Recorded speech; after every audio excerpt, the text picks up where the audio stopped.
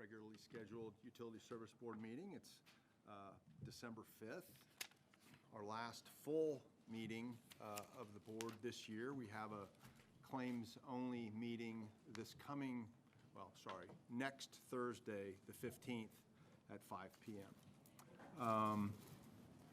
And we have other administrative business to cover, and we'll do that during new business, I think.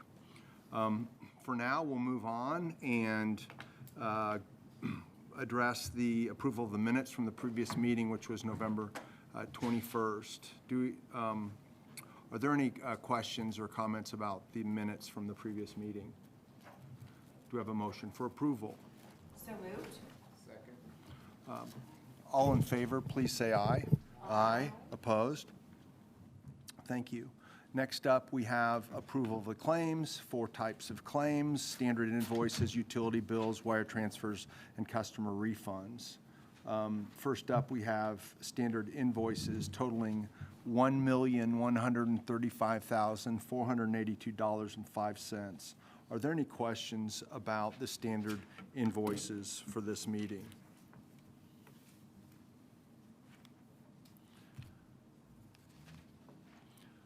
Okay, well, I have just one, and it's for the Chemtrade Chemicals Corporation, and I thought to myself, why is it that we have to get new chemicals every 3 days? Is there some longevity to those? Do we have a finite capacity that we have to keep refilling these things? Is it any more expensive to do every 3 days rather than a longer time period? That was my only question. Particular was it? I'm sorry. Alum? It's the aluminum sulfate for Monroe. That's the coagulant for the Monroe Monroe plant, and we just have limited storage for that. We have 3 alum tanks there at the head of the plant, and so yeah, we've got limited storage, so it comes more frequently. Okay. But I don't think it won't precipitate in the tank or anything, right? Yeah, it's just limited storage. Gotcha. It's what takes the dirt out of the water, so we really need it. But it's a good question. We do have limited storage, though. It's the first time I ever noticed the frequency of that, so I thought I'd ask. If there's no other questions, we have a motion for approval. So moved. All in favor, please say aye. Aye.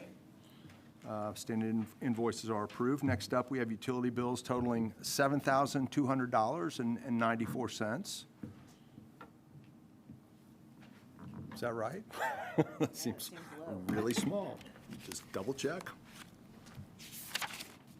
That is correct. Small month for Duke Energy, or 2-week period, I should say. Any questions on the utility bills? Do we have a motion for approval? So moved. Second. All in favor of approving the utility bills, please say aye. Aye. Opposed? Thank you. Next up, wire transfers totaling $511,820.25. Any questions on the wire transfers? Do we have a motion? So moved. Second. All in favor of approving the wire transfers, please say aye. Aye. Opposed? And the customer refunds totaling $31,608.04. Any questions on the customer refunds? Lots of questions, probably about the same item there. So what's going on with that one is there was, the meter was set up incorrectly, and so it was reading at about 1,000 times their usage. And so when they discovered it, they called us, we fixed the meter, and then we refunded their money. So it's fixed. They know that they could have hooked up and got their meter reading every day. I'm not sure if they know that. But wouldn't they get I get emails when I'm using even 1,000 gallons more than I do normally. It's a surgery center, so I'm sure just cracks. Yeah, nobody pays attention. Well, yeah. I hope when we refunded it, we said, you could. I have to follow on that one, All right. but it was a meter issue. Yeah, okay. So just like when the building was built, since then, it's been running high, or is this just like a 1-month deal? Oh, okay, Meters came, this meter was incorrectly configured at the factory. okay. Follow-up question there. So typically, these are, proportionate, more like a 1-to-1 type ratio. Why is there the big difference here for wastewater and water? For adjustments? If it was just, So the- if it was just the meter was wrong, it's not reading, it's just reading water, and they're roughly 1-to-1, maybe, a little difference, but not a lot. So why the big difference here in wastewater versus water? Typically, we don't refund for water, and this is a special case. So we're refunding the water portion as well as the sewer portion because the water meter was reading incorrectly. So if one of the few cases where we can refund a water bill without coming to you guys is in a case where the meter was simply reading incorrectly. But normally, we wouldn't have a water refund at all. We would refund only the sewer portion. Sure, if the so meter this- was correct, but if the since meter it's was correct. incorrect, it's the amount of water. It's the amount of water. Wastewater's based on that too. Why the big difference? It's 4-to-1, which doesn't make any sense. Is it 4-to-1 in gallons, or is it 4? I would see how they coded it. What's that? I would have to see how they coded the refund.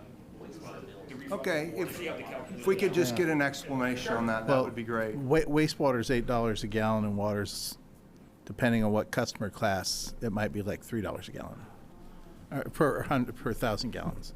Okay, The commercial rate is around three something, 3.30 or something like that. But the sewer rate is $7.99. So that, okay. yeah, That makes more sense. okay. Thank you. All right, so do we have a motion for approval? So moved. All in favor of approving the customer refunds, please say aye. Aye. Opposed? Okay, on to approval of consent agenda. Vic Kelson. The Vic Kelson, Utilities Director, I'm happy to bring the consent agenda, which actually totals $30,849.69. Item A is to Bluestone LLC. That's a $10,000 on-call tree services agreement. Item B is to the City of Bloomington. It's a refund for installation of green infrastructure upgrades from our Green Infrastructure Fund. And then the last one is to Young Trucking. It's a request for approval of the First Amendment to our agreement for services with Young Trucking. This is to take to take sludge from the Monroe plant for $29.65 a ton with a 2% annual increase. Would any of the board members like to consider any of these individually? Yes. Not that this will matter, but under the approval of consent agenda, it says $10,000, and that's That's- the wrong amount. That doesn't include, the second Right. one should have been added in. Yeah, so I don't think that needs to be fixed. Okay, okay.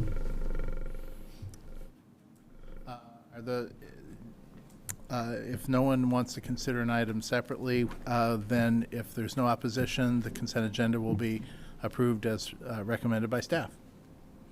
Hearing no opposition, the consent agenda is approved. Thank you. Thank you. On to item number 5, request for approval of a second amendment to agreement for services with Thermo Electron North America LLC, Braden Bonzek. Did I get your name correct? Braden's not here. Okay, we have Chris. I can get Wheeler correct. I don't,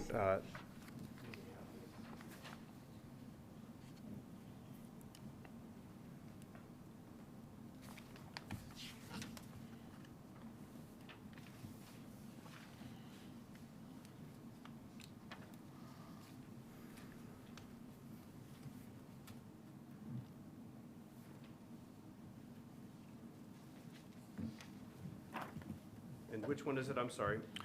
It's item number 5, the Thermo Electron North America. It's the first. There it is. It's not, yeah, I've got it here. Hi, Chris Wheeler with City Legal, sorry. I did review and prepared, reviewed, and routed for approval this particular Second Amendment. This Second Amendment is to extend the work completion and contract expiration dates. It has no impact on the not-to-exceed amount. The vendor just needed more time to complete the scope of services, and that's why we're asking for this second amendment. Any questions for Chris? Do we have a motion for approval? So moved. All in favor of approving the request for approval of Second Amendment to agreement with services, for services with Thermo Electron North America LLC, please say aye. Aye. Those opposed? Excellent. Next up, we have a request for approval of, thank you, Chris. Next up, we have a request for approval of water main extension agreement with Nancy Axum.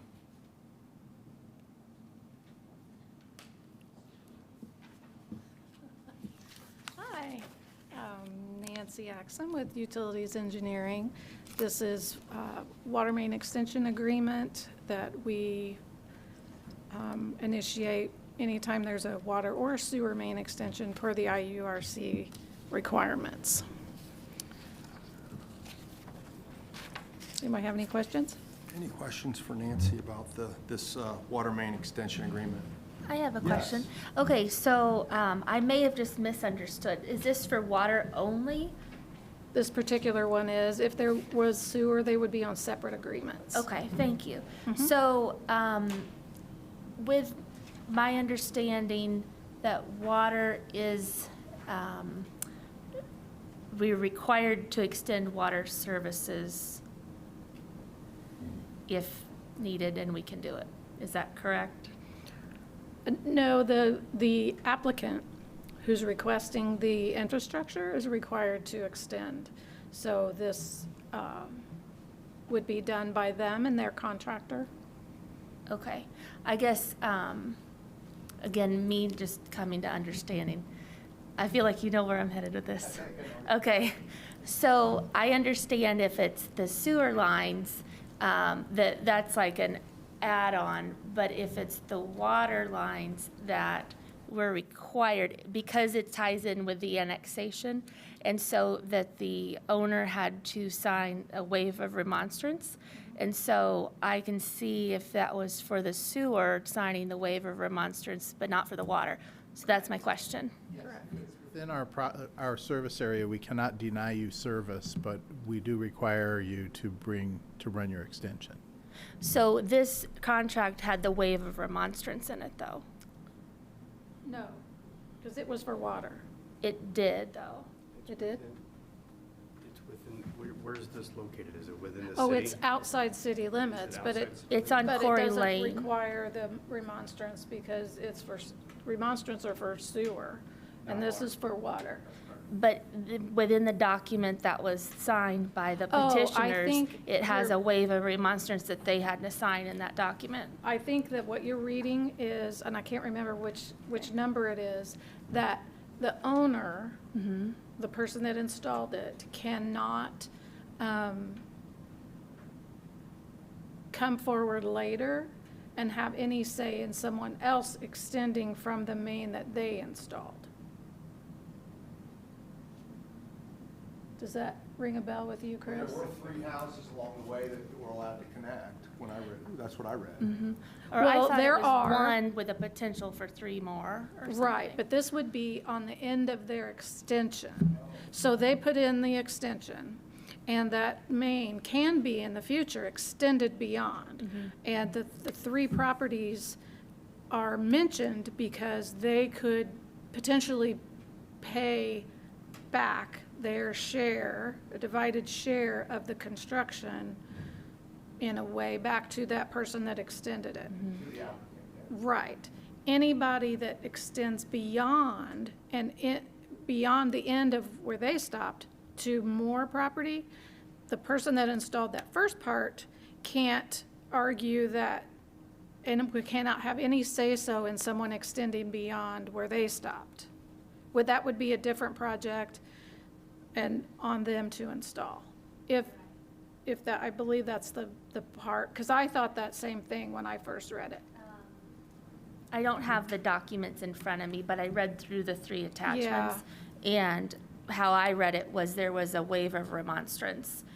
They waive And their, so if it has to be extended with if legally we're required to add the water service, then would we have to have the waive of remonstrance? I know that we voted on that in August, and then there's, additional approval by the city.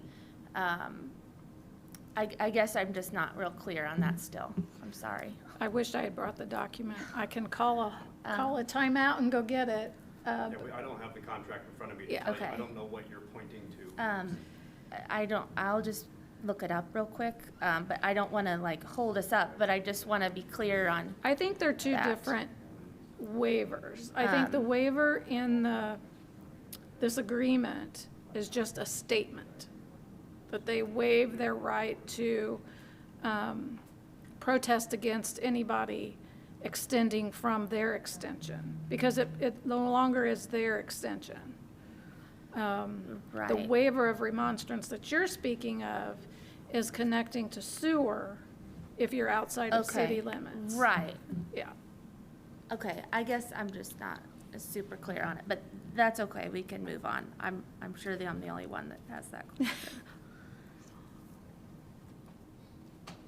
So I have a question. So let's say they get the 3 hook-ons plus their own $1,100 back, $4,400 that they receive back, and I don't know how much it costs to put this in, but it seems like it'd be a lot more than that. So it's a pretty good deal for CBU to get that line and own that line, it seems to me. But then I think about bigger subdivisions and they get a refund. Is it the same formula? This is my question, where it's the number of hook-ons times the $1,100 and it comes out to however many units? It doesn't have to be, no, there's a calculation that's made based upon the cost and determinant upon what we believe the cost of installation is versus what the revenue is that CBU believes they could receive, as to whether or not we're going to even have these paybacks given to the person who pays to have the installation of the sewer or water line placed into the ground. It's hard to explain just out loud like this, but in writing, when you read the IURC's rules and regulations, it's all spelled out as to how that calculation is made. Okay, It determines whether we're going to have what's called a special agreement or not. okay. No, that makes sense. Any other questions? So I think I found I think this is on item 6B. It says section 2.6, no remonstrance against future customers, which is maybe what you're getting at, and I just need to see it here. The applicant and his successors and assigns shall waive all remonstrance against any future customers of the city. So that's, Yeah, Okay. that shouldn't be, that terminology is not remonstrance against annexation. That's remonstrance against somebody wanting to connect to that same sewer line down the Okay. line. okay, water. In this Okay, case, that's why I just want to make sure, because I knew this came up, and to have full understanding of it, because I knew that there were additional steps if we're adding on customers of getting city approval, and I just wondered where this fell with that. So thank you for your additional time. Sure. And there's two kinds of refunds. So the refund, what Chris was talking about, whether the utility is going to give refunds back to the installer, okay? And then there's what we used to call construction costs, would be the divided share between the quantity of users in the area of the extension. So if you put in the sewer main and it cost you $50,000, so, and there's 5 people that could connect, that's $10,000 per lot.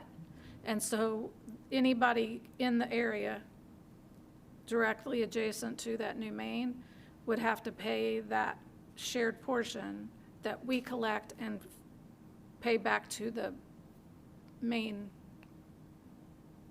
owner of the project. The person who pays for it, yeah. Yeah, who installed it. I didn't want to get that confused with his, well, there's two fees, Okay, yeah. just trying to get educated here. Yeah, believe me, we've been through this many times, and we're still learning, at least I am. Other questions for Nancy? Okay, all in favor of, oh, we need a motion, I'm sorry. So moved. All in favor of approving the water main extension agreement for the Coeur Lane project, please say aye. Aye. Opposed? Thank you. Right, next up, we have item 7, request for approval of agreement with Donahue and Associates Incorporated for the Monroe Water Treatment Plant Backwash Upgrades Project. Dan Hudson.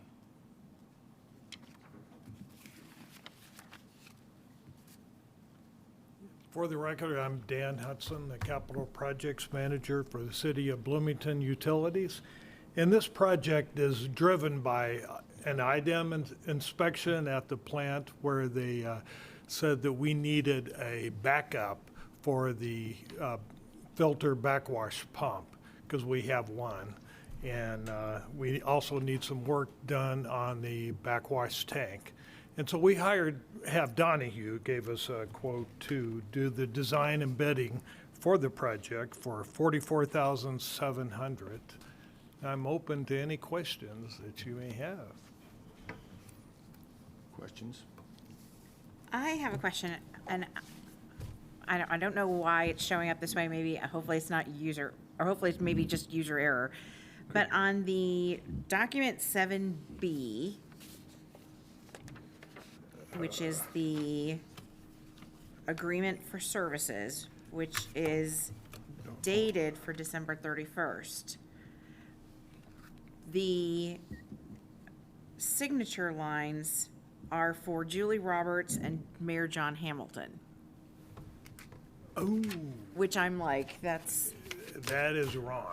okay. Yeah. All right. So, Yes. but we have a signature from Stephen Gress that's dated 11/18. But it's still showing Julia's chair and, Yeah. Julia needs to be removed respectfully. John Hamilton, I think, still is good, right? oh, it is still, yeah, he is still good.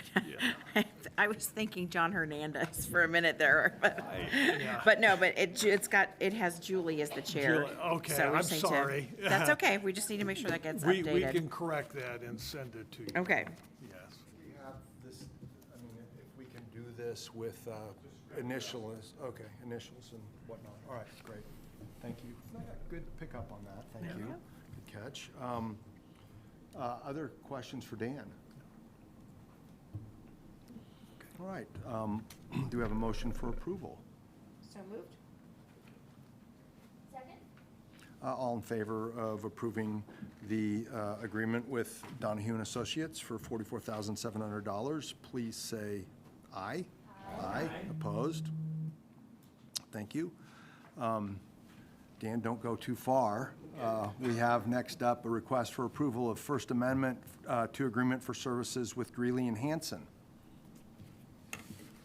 Again, I'm Dan Hudson, Capital Projects Manager for the City of Bloomington Utilities, and this project is also driven by IDEM. This is an amendment to a study that Greeley and Hanson was performing that did some CPU update costs for us and also some preliminary negotiations with IDEM.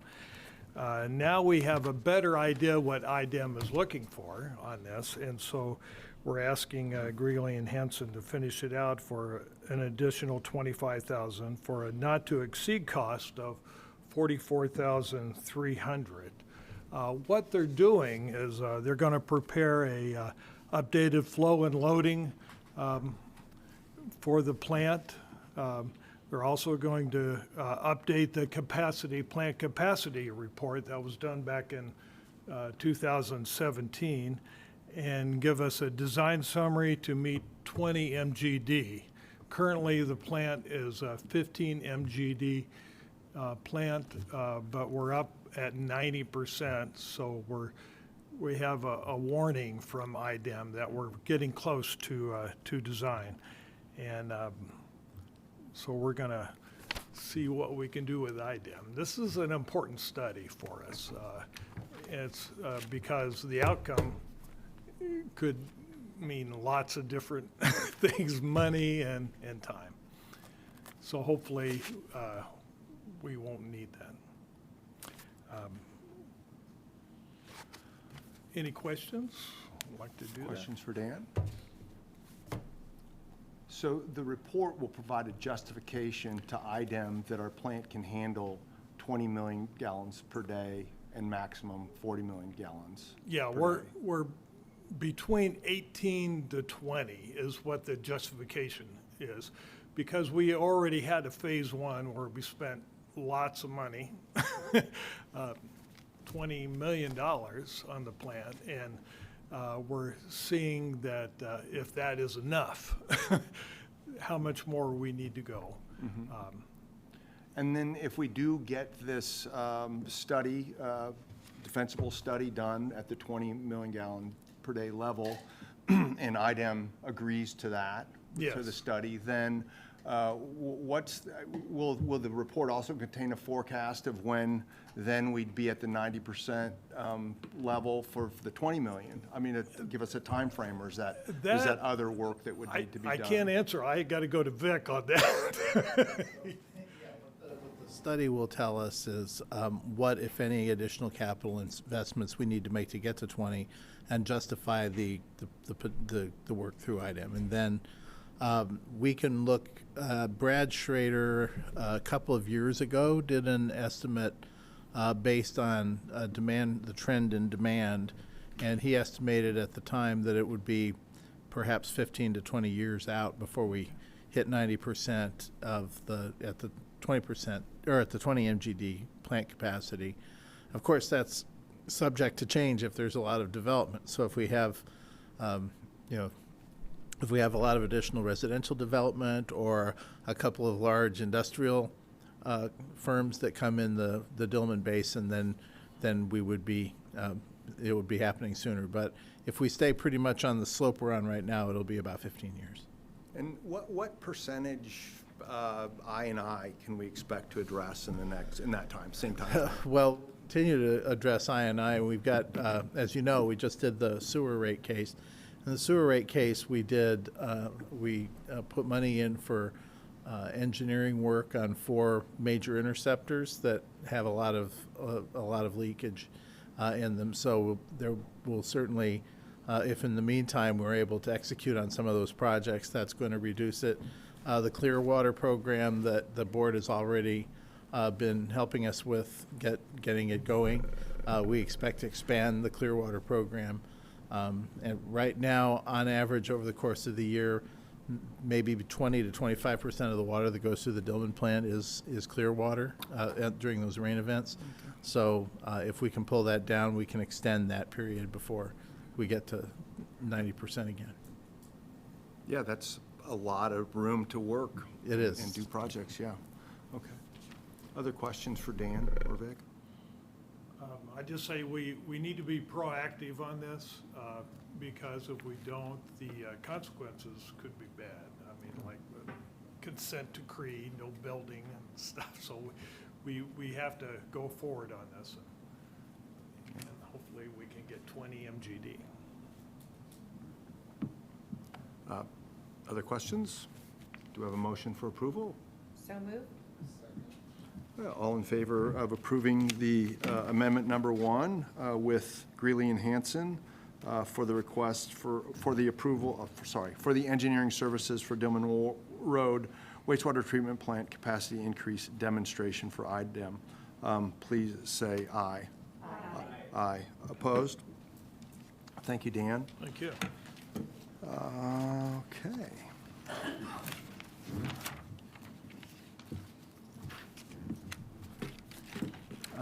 Item 9, request for approval of change order number 1 to the West Fountain Drive Water Main Replacement Project with Reed & Sons Construction Incorporated. Jane Fleeg. Yep. Jane Fleeg, for the record, Utilities Engineer. This is our only change order for this project. The project is actually, we're getting ready to close it out. It's very successful, very well done. We do have some items in there, though, that need to be adjusted so that we can close out the contract. We had included $5,000 in contingency of which we're now using $3,199.30.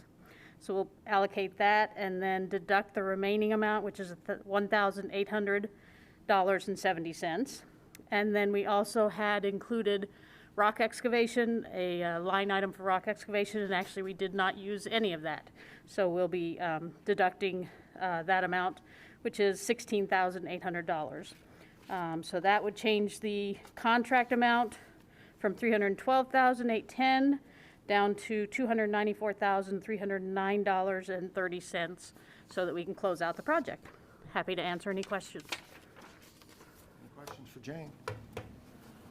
Just a comment. It's nice to see a project come in under budget. I agree. Do you have a motion for approval? So moved. All in favor of approving the contract amendment to Reed and Sons Construction, please say aye. Aye. Opposed? Thank you, Jane. Thank you.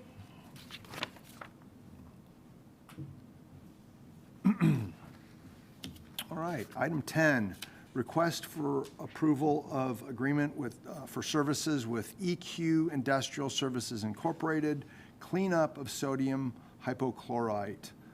Chris again, I'm guessing?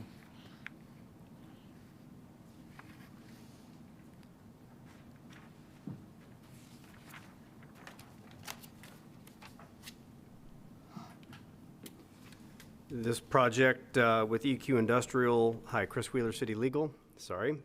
This project was performed under emergency protocols. CBU requested the Controller's Office grant emergency protocol to do the purchasing on this one because of the situation with the hypochlorite leak. Needed to be done sooner rather than later. So the work was already contracted for or hired and performed, and now we're doing the contract after the fact. The cost was $16,704.30, and we are asking that the board approve this contract, and I'm happy to try and answer questions. Yep. Jim. So Chris, the fact that it was emergency and done ahead of time is why it doesn't go on the consent agenda? Yeah, because it's just a little bit different, and also is why we don't follow the normal competitive bidding process. So it's always nice to have this one set aside so that in case the board has specific questions about the emergency and about the process for purchase. Thank you. Other questions for Chris? Where was this cleanup done? I wish I could tell. A leak in a sodium hypochlorite line, so we were leaking bleach. Okay, thank you very much.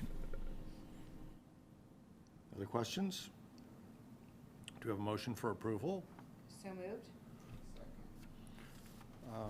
All in favor of approving the request for agreement for services with EQ Industrial Services for $16,704.30.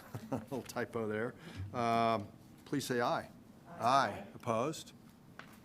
Thank you. Thank you.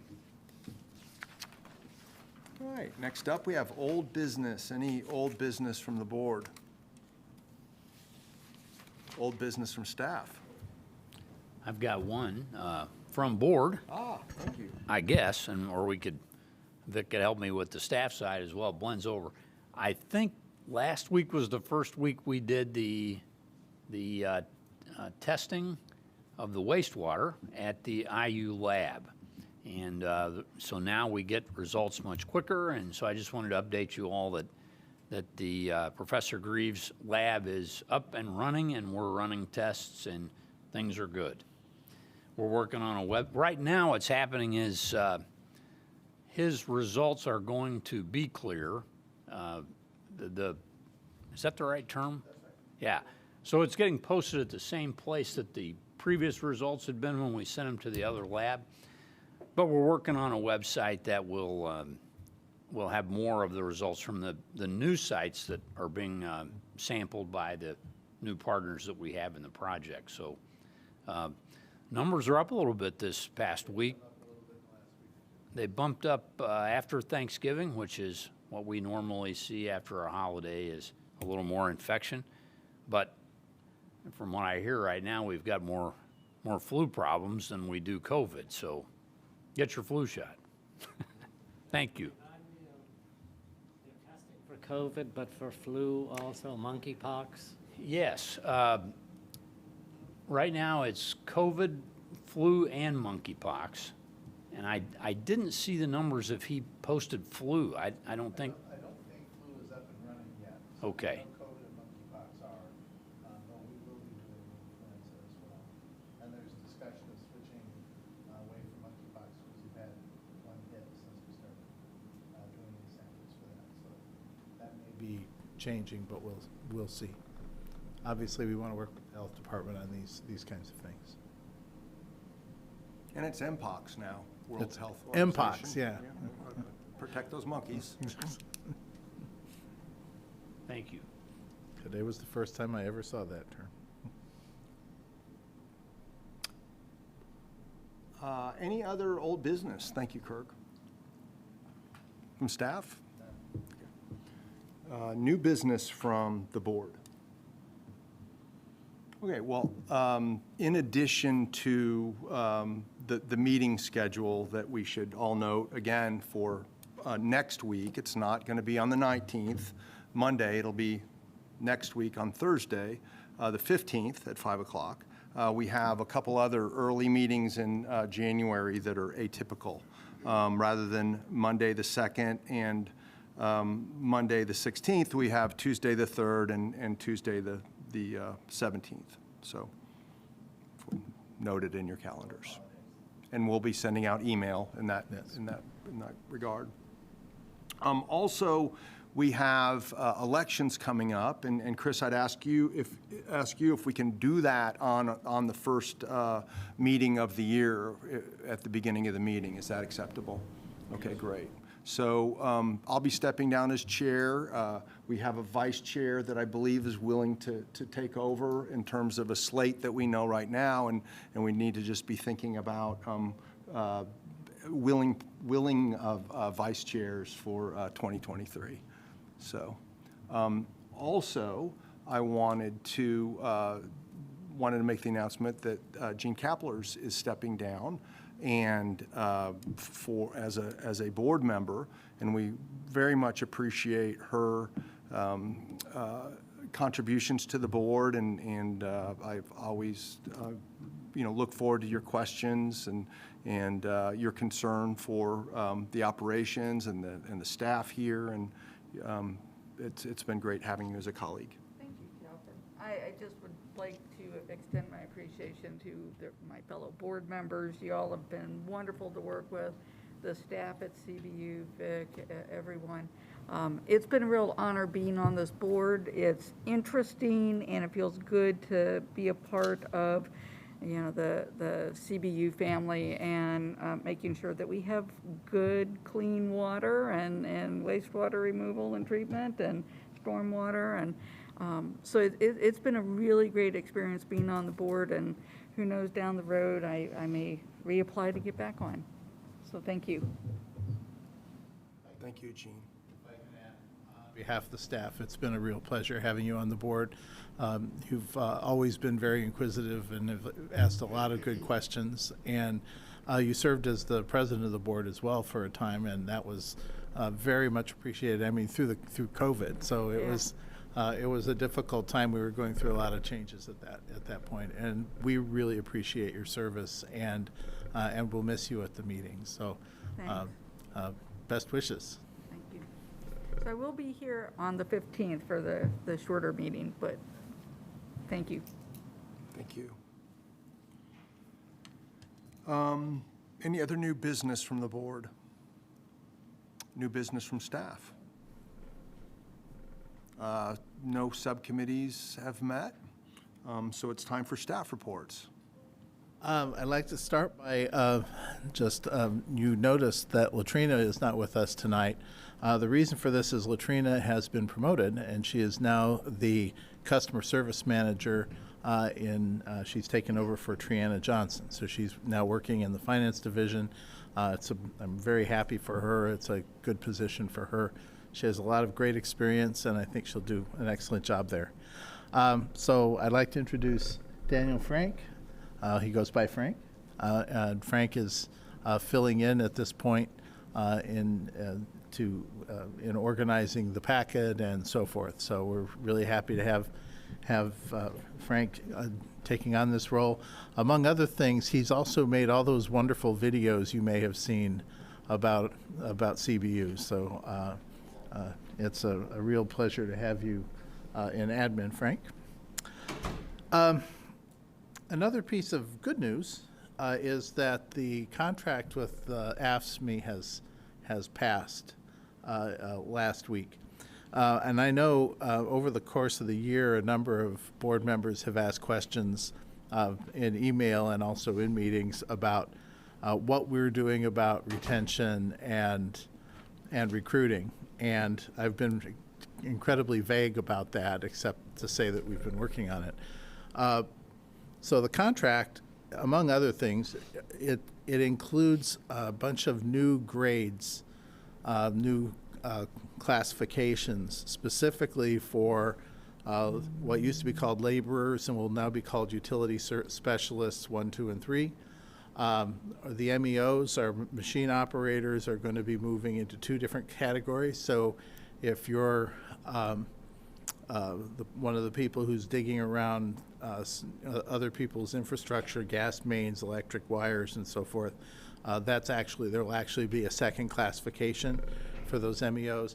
And then also for the position formerly called line person, which I think will be field supervisor. I can't remember for sure if that's the title or not.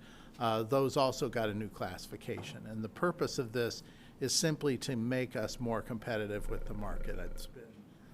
It's been a real strain for us in T&D for the last year and a half. As you all know, we've lost a number of experienced staff, and it's been difficult to recruit. So we are doing all of that. The city also will be underwriting the cost of getting commercial driver's licenses. That's an issue. It's difficult. All of our people in T&D have to have commercial driver's licenses. It costs now, you have to go through a training program before you can get one, and that costs around between $4,000 and $5,000 per person. And we're going to be underwriting that simply because it's so difficult to recruit. So that's all being worked out at City Hall. But there will be a program for doing that. So we have been doing a lot of really tangible things to make compensation for all of these rank and file field operations more competitive with the larger market. And this effort's been going on for more than a year. Brandon Prince and I worked on it early on.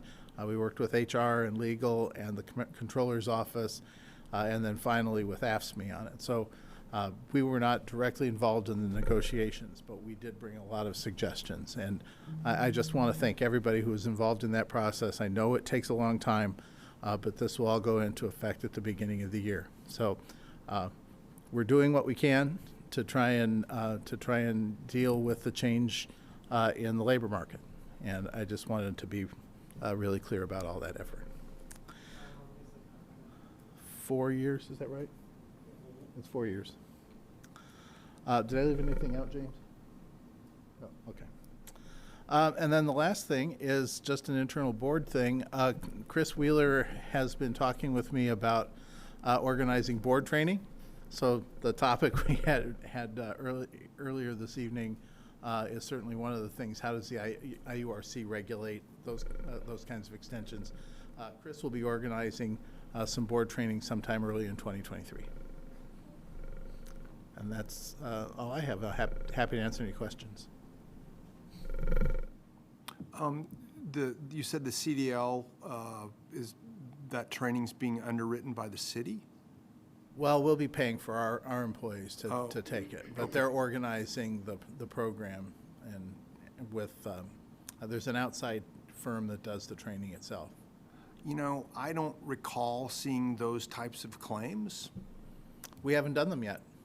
Right, but what I'm saying is, you know, retroactively, I just don't recall seeing those in the last few years. Is that something that we've done and gets classified in some way that we wouldn't notice it?